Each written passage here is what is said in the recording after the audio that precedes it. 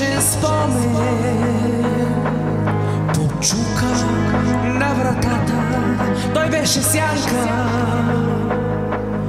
от зима или лято, от календара, лист от вятъра, отровен беше само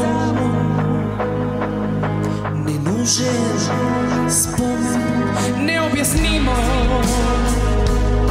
как внезапно се завръщат бледи сенки, които чакат тишината да им отворя. Сега е късно, за това назад не гледам. Живея тук сега.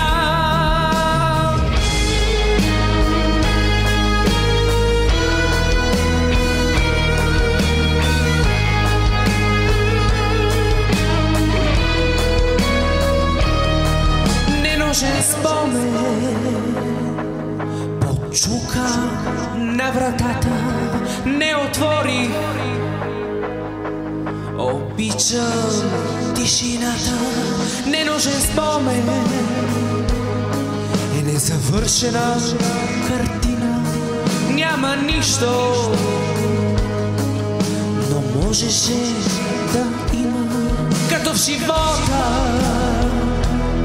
и цветовете на тъгата. Любов, която е подарък от съдбата.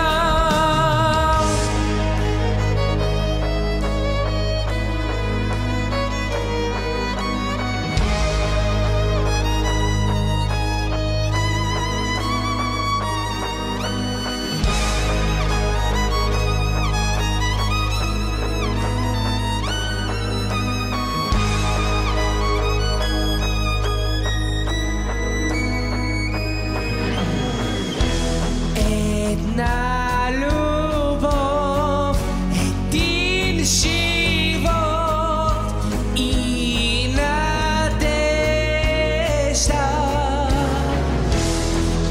Една любов, един живот, не последна.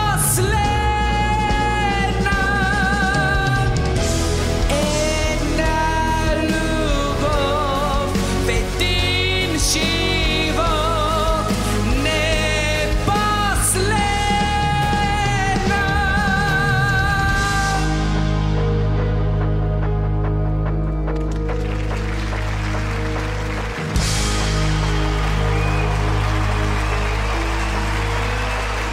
Беше спомен.